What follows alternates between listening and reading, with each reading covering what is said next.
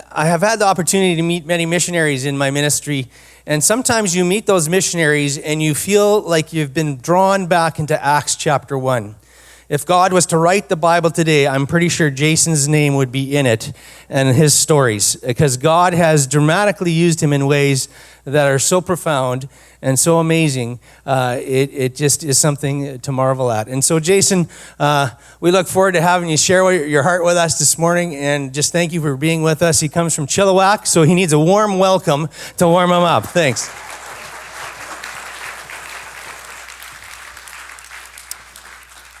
Well, thank you, everyone. It's good to be here this morning. My name is Jason Krul, and I'm married and have 3 lively, energetic boys. You can see on there, Jaden, Justin, and Alexander. And they keep me pretty busy, and my wife actually very busy. I was a 19-year-old kid when my wife was my girlfriend then. She bought me our first lesson to go flying, just for something fun to do. Thought, that'd be something fun to go flying on your birthday. So I went down to the local airport and went up on this flight, and I loved it. It was an incredible experience, and they got me hooked. I kept flying, and fast forward a couple months and about 13 or 14 hours of flying, my flight instructor came to me and said, tomorrow I'm going to have you go out on your first solo flight. You're going to go out on your own on your first solo cross-country flight. And she said, you're going to go to the small community of a little airstrip called Seashell. It's along the BC coast. So I did the flight with her on a Saturday, and when it was pretty uneventful. And Sunday morning, I came to the airport and got the airplane all ready and took off and flew. And I remember sitting in that airplane a few times. It's about an hour and 15-minute flight in a little 2-seater plane.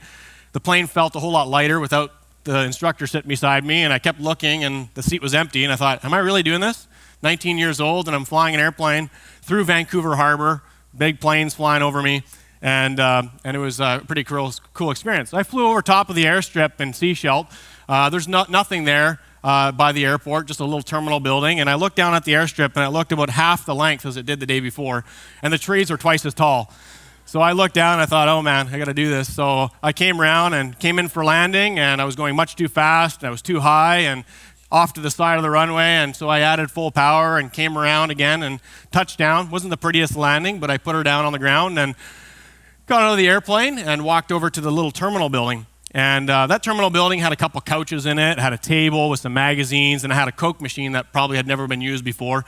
And I walked in there, and up to the table, I thought, I'm just going to grab a magazine and relax. My instructor said, take a few minutes to just chill out before you come back, get your nerves down a little bit. So I walked up to that table, and the magazines were all gone. They were all there yesterday, but the table was empty. And I walked over and a little closer, and I seen there was one brochure on the table. So I picked up the brochure and I looked at it, and it was like one of those moments that God uses in your life where, he really speaks into your life, and you're like, that's what I need to do. I picked up that brochure, and it was a recruitment brochure for Mission Aviation Fellowship, a mission organization that probably many of you know. And it hit me. I was like, man, God's calling me to this. Something I like doing. I love flying. I'm passionate about it, but something that I can use to serve his kingdom and be a part of his kingdom in a bigger way. And so I went home excited about it, and I told my girlfriend about it, told my parents about it, and started this journey. I look back at it. I was only 19 then, and I probably only look like I'm 20 now, but I'm actually older than that. But I look back and I think, man, was I crazy? But you know what? We were crazy in love with God, and we were crazy for his kingdom. And we stepped out in faith. I got married shortly afterwards, got all the training I needed to, and we had a young little child. You can go to the next slide, 2 slides actually. And you can see my young little family there as we moved to Haiti in 2007, 2008. Had a little 8-month-old baby and my wife, and I was about 50 or 60 pounds lighter back then. And we were on fire for the organization and for the Lord and for the work ahead of us, and had no idea what was ahead of us. I was dropped in a little village called Pion, about an hour and a half walk away from any kind of civilization other than a few mud huts around me. And we were told to go learn the language. It was a very challenging time of my life, but it was a time that really God used to mold me and help me learn the language and the culture and the people there. And I lived in a little mud hut with no electricity, no running water, no cell phone reception unless I climbed up the water tower. I got 1 bar of service there, and you could only use that if I had an emergency. And within the first week, I got malaria. And that was not a fun experience. And it was a time, it's a whole other story I'll save for another day, but it was a time that God miraculously healed me in that time. It was not a fun experience, but it was a welcome to Haiti. Here's malaria. So, I got all the language down pat, learned the culture, and got flying for the organization. And it wasn't long before I was in a situation where I was driving to the airport. It was actually, I remember exactly the date. It was January 10, 2010. I was driving down to the airport, down the road, and it was a divided highway. And up ahead, there was a roundabout where they were doing construction on this roundabout. And in order to avoid the construction, they had taken out some of the barricades, and you had to go down the wrong way down the divided highway until you got past the roundabout, and then you could get back on your side. And there's no flaggers in Haiti, no traffic cones or any of that stuff. You just go with the flow. And so I followed some other vehicles, and we were going down the divided highway, and I'm coming down, and I still remember as if it was yesterday. There was a young gentleman who was walking down the median, down the middle, and I remember him looking down the street and making sure that it was clear, and it was clear the way he looked, and he stepped out onto the road, and as fast as that could happen, I smacked into him with my vehicle going at quite a speed. He flew over top of my vehicle, smashed the windshield, and went flying over. And when I hit him, I instantly knew I probably killed him or very, very severely injured him. And I was just torn. I was just distraught. I was like, man, this didn't just happen. And it happened so fast that there was nothing I could have done. So I came to a screeching halt. I was a trained paramedic firefighter before I moved to Haiti. And I still do that now, and so I was going to see what I could do to help. There is no 911 in Haiti, as you'll hear about later in another story, but there is no one to call. So I jumped out of the vehicle, tried to jump out of the vehicle to go help the person, but what I didn't realize was just down the road a little bit from where the accident happened was a main bus stop where everybody came off of the buses and loaded up buses, and it all happened in front of them. They all seen what had happened. And if you know anything about a lot of third world countries, if you're a foreigner and you're driving there and you're involved in an accident, it's not a good thing. I don't like scaring anyone from going to Haiti or other third world countries, but generally there's a reason why we don't let you guys drive. It's because I can speak from personal experience that these people were so angry they would have pulled me out of the vehicle and stoned me to death if they had the option. Instantly a crowd formed around my vehicle. I had hundreds of people crowding around my vehicle, shaking the vehicle. They smashed my back windshield. They yanked off the review or the side mirrors on the vehicle, and they were trying to get at me. And I couldn't get out of my vehicle even if I wanted to. And so I pushed my way through the crowd with the vehicle a little bit and got up onto the sidewalk. And once I got clear of the crowd, I booked it down the sidewalk to get away from this crowd that was running after me, throwing rocks at my vehicle and smashing the windows. And they were angry. And so I got down a little bit and got back onto the road and went about 2 blocks until I seen a police officer who was directing traffic on the road. And I stopped in the middle of the intersection, yelled at him in Creole, got him to come in my vehicle, and we sped off. I was wearing my pilot uniform, and the police officer assumed that I was a UN soldier being dressed that way. And he kept saying, don't worry, we'll take care of it. We'll take you to the headquarters. We'll do some paperwork, and it'll be fine. So we went to the police station, and I gave him my identification, and I sat in the waiting area, and I waited. And he came back with a sergeant, and the sergeant came running up to me, furious and yelling and swearing at me that I was lying and that I was going to pay for this, and that I killed this guy, and that I was going to rot in prison. And I kind of looked at him like, what changed? And what had happened is they had checked with my ID with the UN headquarters and found out I was not a UN soldier, and their attitude completely changed. So they grabbed me and they threw me against the pickup truck, and they handcuffed me with my hands behind my back, and they grabbed me by my handcuffs and dragged me literally backwards into the pickup truck and threw me in the back of the pickup truck. And 3 armed gunmen with machine guns jumped in the back of the pickup truck, and the vehicle sped off with me in the back of it. And it was like a whirlwind. I had no idea what was going on and where I was going. This was at about 10 o'clock in the morning or so. And we sped off, and we went to the National Penitentiary in Port-au-Prince. If any of you follow the news at all, recently the Port-au-Prince Penitentiary, which was rebuilt, was ranked as one of the worst prisons in the world. And I don't doubt it. I got to see firsthand.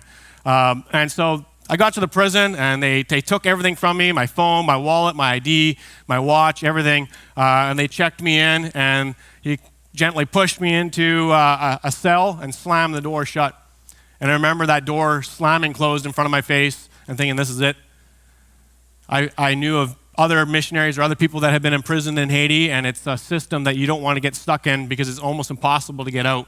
There was no judicial hearing, there was no court case, there was nothing, and I was stuck in the system now.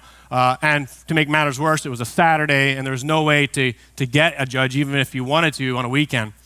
And so that door went closed, and I had this feeling of hopelessness at first that was just like, man, I've come to this country to serve the people. God's called me here.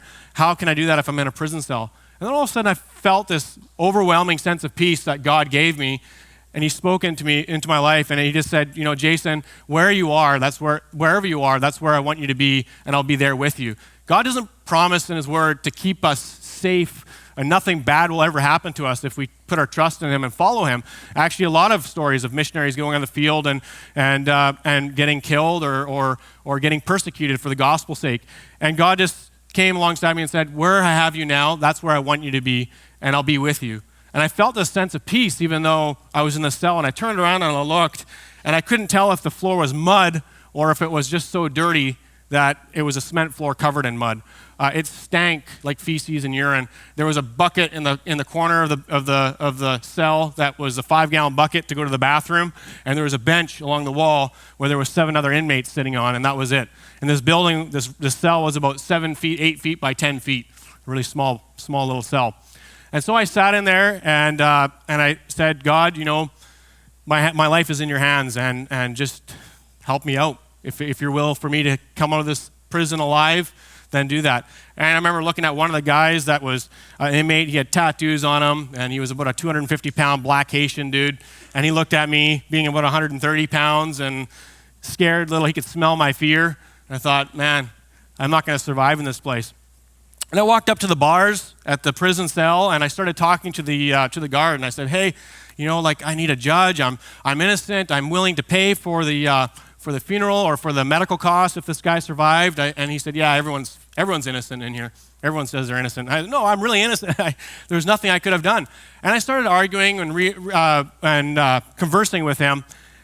And then I thought, I'm going to try a different way. I'm going to just try to relate with him a little bit. And so I talked to him and I said, hey, do you have wife and kids? He said, yeah, I've got a family. And I said, well, let me tell you a little bit about what I do here. I said, God called me to this country, and I'm here as a pilot doing flights to serve your people. And I said, actually, just a week ago, I flew this young little boy who fell into a fire and had 3rd-degree burns all over his body, and his family had nowhere to take him. The nearest hospital was about a 4 to 5 hour drive away, and we got the call. I picked him up, and I flew him to Port-au-Prince and got him to the hospital. I said, what if that was your child? I said, I would never want that on your family, but where would you take your son if he fell in a fire or got injured and had to go to the hospital? He said, well, I'd take him to the closest clinic. I said, well, what if that clinic was also 4 or 5 hours away? He said, yeah, it wouldn't be good.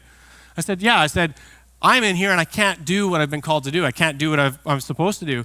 And I reasoned, and time went on, and I said, all I'm asking you is if I can use my phone for a call. I said, I know you can't let me out. So he gives me my phone after some time, and I make a call, and I call my project manager, my program manager, and it rings and rings and rings, and he doesn't pick up. And I think, oh, man. And as fast as I could try to dial another number, the guard grabbed the phone out of my hands through the bars, and he says, no. And so I went all through again with reasoning with this guy, and he decided to let me one more time use my phone. So I called a good friend of mine that's on speed dial that I only call in these kind of cases, and I still have him on speed dial. He's a good friend, well-connected in the government, and I talked to him very briefly on the phone. I said, I'm in the prison. He said, which one? I told him what happened. He said, don't say anything. Don't worry. Don't do anything. Just stay there. I'm like, I'm not going anywhere. I'm not going anywhere. He said, don't say anything else. Don't worry. I got it handled. And that was it. I took the phone away. I sat down on the bench, on the very, very edge of the bench, and waited, and hours went by. It got dark, and around about 11:30 at night, almost midnight, I hear this commotion outside my jail cell, and it's this arguing and yelling happening outside the prison, and all of a sudden, this big, burly black guy in pajamas comes out to my cell, and he looks at me, and he says in perfect English, "Are you Jason?" I said, "Yeah." "Jason Krul?" I said, "Yeah." He said, "Come with me," and he got the guard to open the gate or the bars, and he grabbed me by my back of my shirt, pulled me out, slammed it closed, and he said, "Go to my vehicle and wait for me." And I wasn't going to argue with him. I was like, "I don't know who you are or what you want, but I'll follow you. I'm out." And so I walked through the jail cell, through the jail and through the foyer. Outside was 2 black SUVs without any license plates on them, black tinted windows. And as I got close to the vehicle, the door opened and 2 armed gunmen with machine guns jumped out in black suits. And I was like, okay, and they said, get in the vehicle in Creole. And I jumped in and they jumped back in, the doors closed, either one beside me with their machine guns, and I sat there and waited. I thought, oh no, I don't know if I'd rather be in the prison right now or over here. And had no idea what was going on, and I thought, man. And I should say, just backing up a little bit, at this point, it's midnight. The accident happened at 10 o'clock, and nobody knew where I was and what had happened. My wife had no idea. I had been MIA for about 13 hours. My organization I worked for had assumed I had been kidnapped, and they had a hostage negotiator coming down to Haiti to explore my release. And there was nobody knew anything. My program manager didn't answer his phone, and I didn't leave a voicemail, and nobody knew where I was. And so people were worried sick. And I'm sitting in this vehicle, and it's this awkward silence with these 2 guys beside me, and I thought I would go where they tell me to go, I guess. Can't get much worse. And the guy in the pajamas comes out about 10, 15 minutes later, and they open the door for him, and he gets in the front seat on the passenger side, and the vehicle speed off through the traffic. And I work up the courage to talk to him, and I said, where are we going? Who are you? And he said, don't worry about it, I'm taking you home. He said, I'm the chief of police. He said, I'm good friends with your friend, and he made a call. So my friend had literally got him out of bed in the middle of the night, got him to come down to the jail to get me out of prison. It was a miracle, an absolute miracle. If you can go to the next slide. That was January 10. January 12, Monday, was when the massive earthquake struck Port-au-Prince, Haiti. That prison that I was inside completely collapsed and killed almost everyone. And I should have been inside.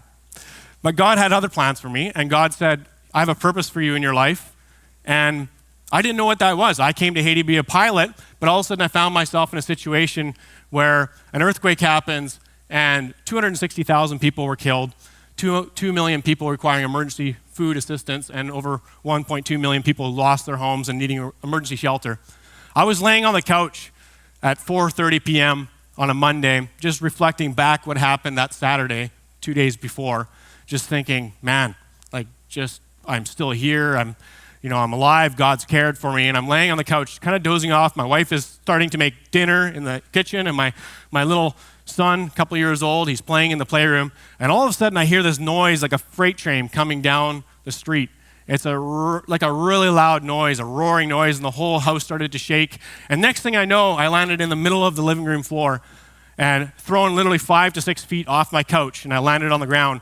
And the ground was waving, just like the ocean. There was 1 to 2 foot swells in my tile floor. The tiles are popping up. The chandeliers on my roof or on my ceiling were swaying and smashing, hitting the ceiling. And everything on my walls came down, all my pictures and everything else. And I was laying on the ground. I tried to get up, and I fell down again. And my entertainment cabinet that was behind me on the wall fell towards me, and I jumped out of the way, and it crashed down. I could hear my wife screaming for help in the kitchen. And so I ran towards her, and I ran through the playroom area, and my son was sitting there with toys all around him. All the toys had come off the shelves. And with the earthquake, it was a very horizontal movement, and so everything went swaying from one side of the room to the other, and you'd hit the wall, and all the toys would hit the wall, and then he would sway this way, and everything would go sliding across the wall, or the floor, and hit the wall on that side. And I ran up to him, and I grabbed him by the shirt, and ran towards my wife, and we ran out the building, and then it just kind of slowed down. The whole earthquake lasted only 52 seconds, but it seemed like a whole lot longer than that. I didn't really know how bad the damage was until after things settled down, and I thought, I want to go step outside my gate. If you go to the next picture, I step outside, open up my door, my gate, and that's what I was confronted with. That's the street in front of my house. Power poles, power lines were down, security walls. The house across from me completely collapsed, learned that everyone was killed in it. The house beside me collapsed and killed 2 people. And so I thought, man, this is bad. And I went back inside my house, and I loaded up a backpack full of some supplies, medical supplies, and anything I had. And I said to my wife, I'll be back when I can. I'm going to go try to help out.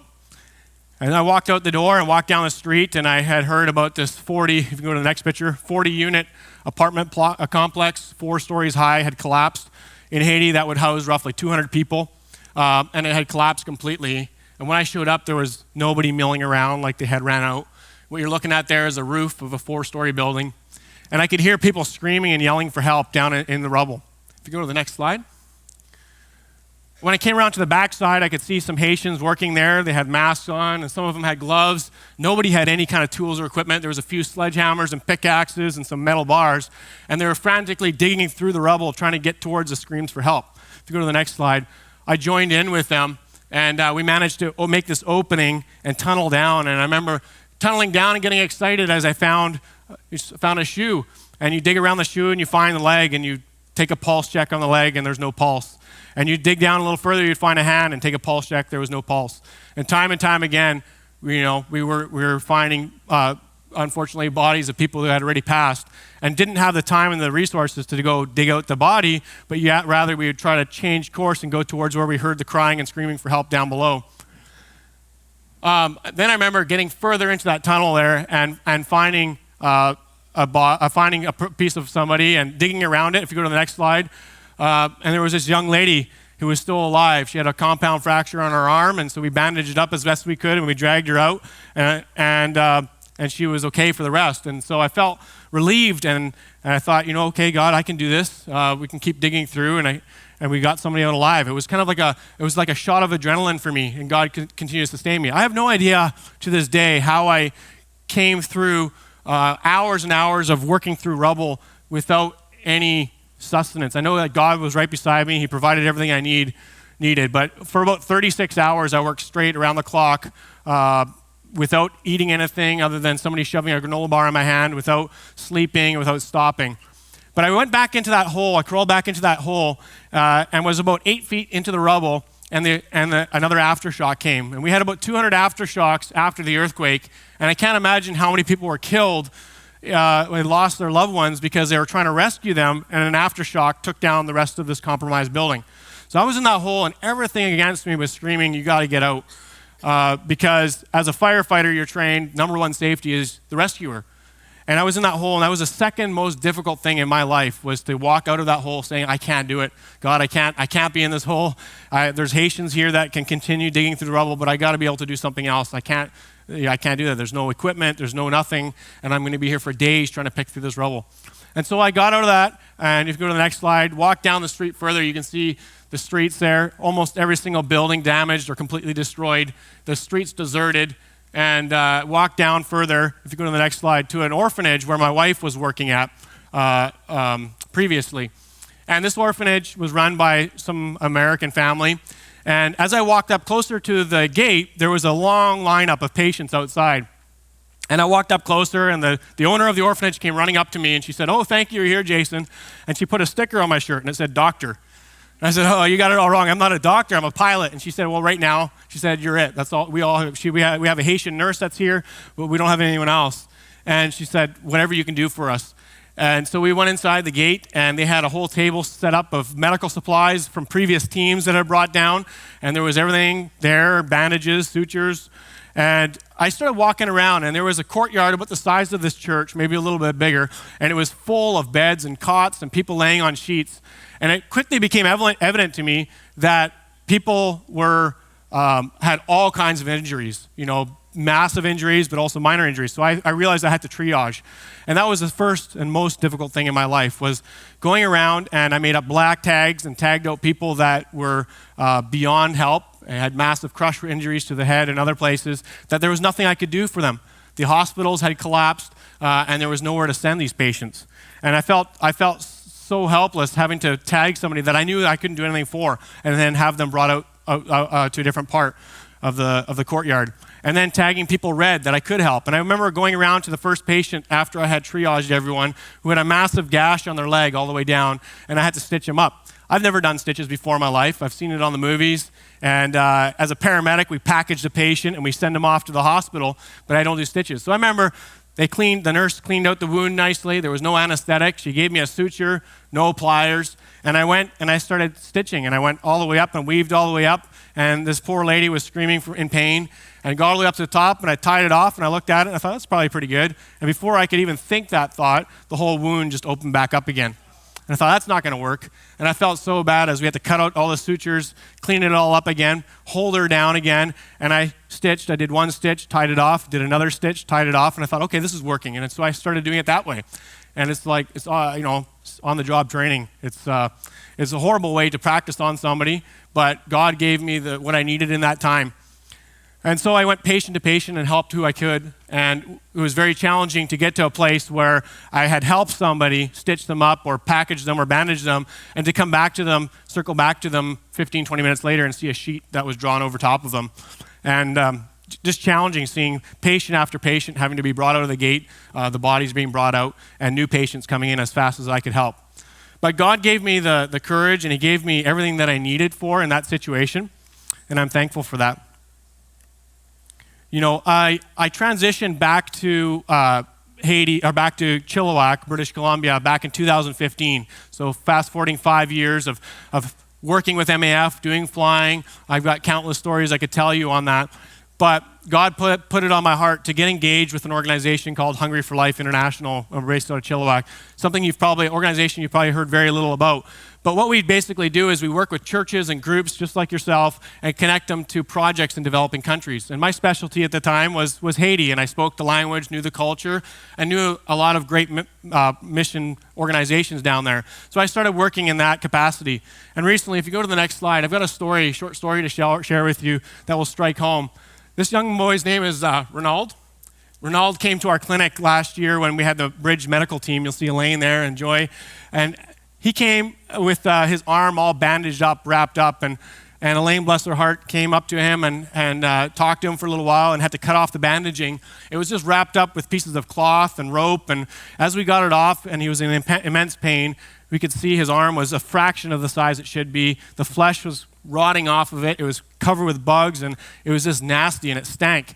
And so we took it all off and cleaned it up nicely. The Bridge medical team was awesome to be there at that time to be able to help this young boy. And I started talking with them and learning about what happened, and came to realize that young little Ronald at 10 years old was a restavek child. He was a slave child.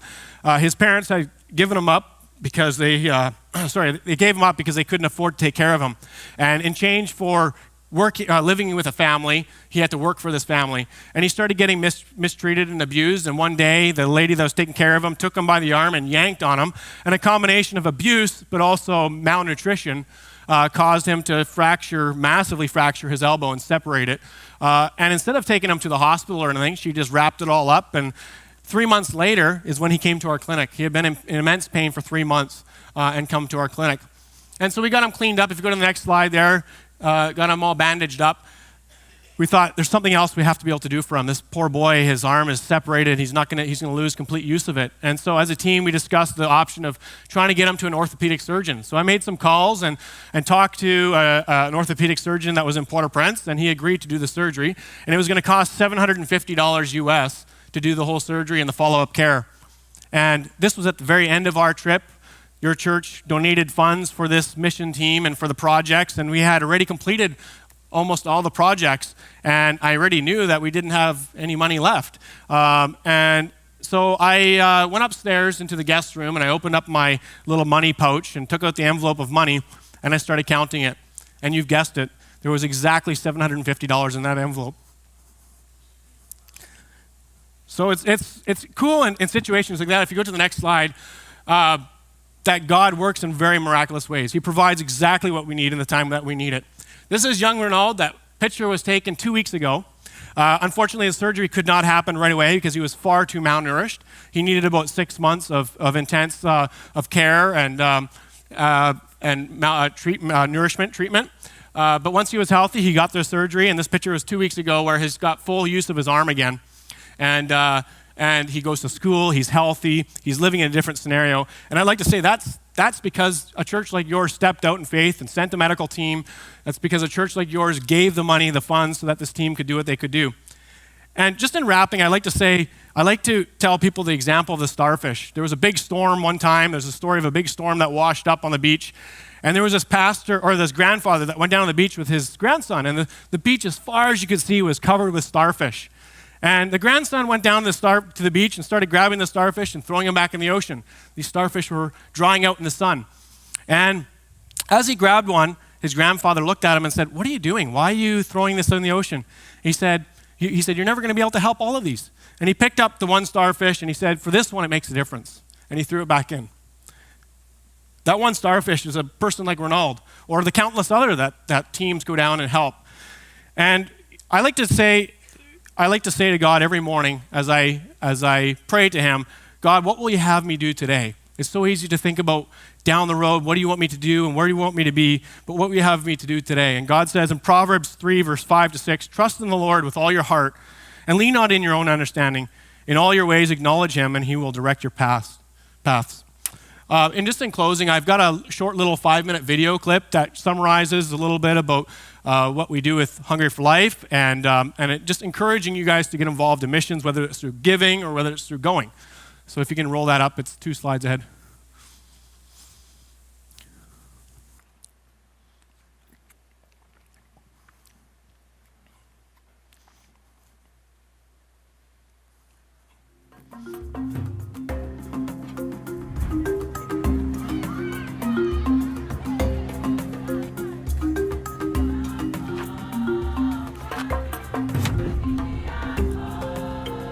Our son was about 2 years old at the time. I was reading one evening and my wife asked me if I could get him ready for bed.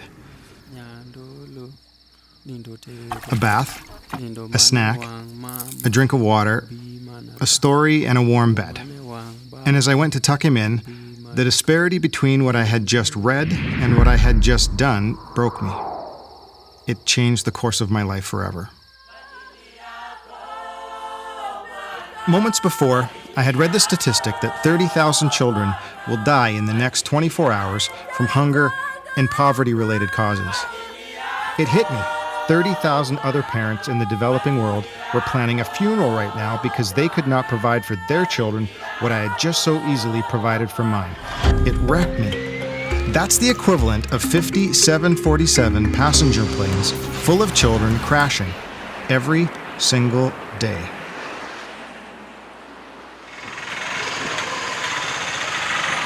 The causes of poverty are complex.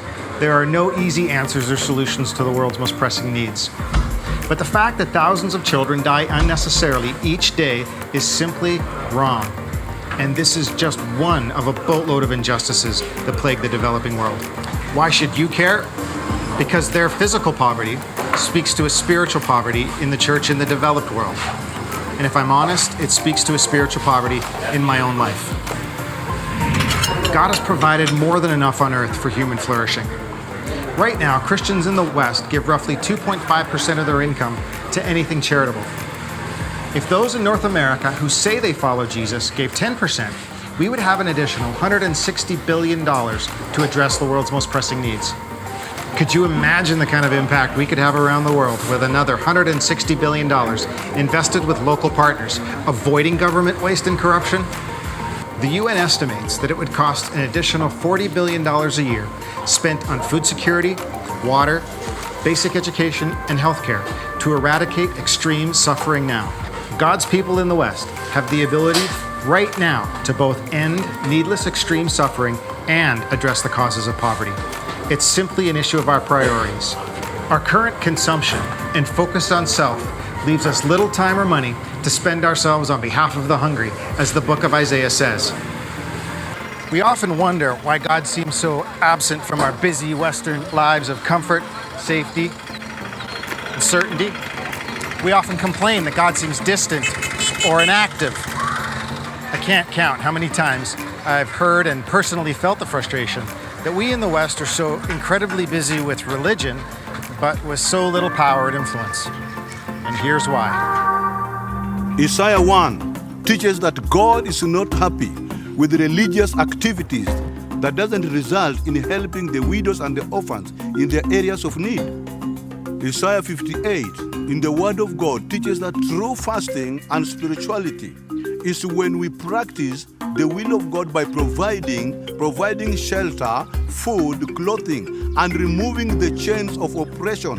When we show up to the poor people, God shows up in us. Acts chapter 2 and chapter 4 of the written Word of God speaks that vibrant spirituality results in no poverty.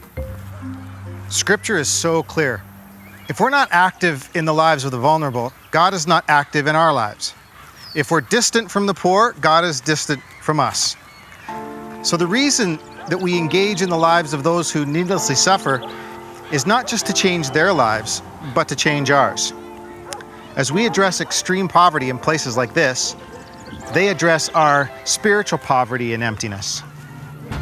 Since 2003, Hungry for Life has been helping churches and groups build relationships with people living in extreme poverty around the world. Through these relationships and partnerships, hungry people are being fed, kids are going to school, the sick are being healed, orphans and widows are receiving love and care. Communities have come to understand their role in breaking the cycle of poverty. As we partner with them, God increases the spiritual temperature in our lives and our churches. So, why? Because changing other people's lives will change your life. There is far more joy that comes from giving than from receiving. Are you hungry for God's presence in your life? Then be present in the life of someone who needs your help. Do you want to see God show up in your life and in your church? Then show up in the lives of those living in extreme poverty. Our vision is a world transformed by a global movement of compassion and justice evidenced by the eradication of needless suffering. A world without needless suffering is completely possible. We just need God's people to act like it all over the world. And we can help you to do that. The good news is there has already been an incredible amount of progress made in eradicating extreme poverty in the last 15 years. Half as many children are dying from hunger-related causes. However, there should be none. And the global community has set a target to eradicate extreme poverty in another 15 years. The church shouldn't only be contributing to these global goals, we should be taking the lead. There is ethically zero difference between 50 747s full of children needlessly crashing each day and 30,000 children dying from hunger each day. It's completely preventable. Are these children any less valuable than our children? If not, let's resolve to act together and end needless suffering in this generation. Let's go change some corner of the world, and in doing so, change your life.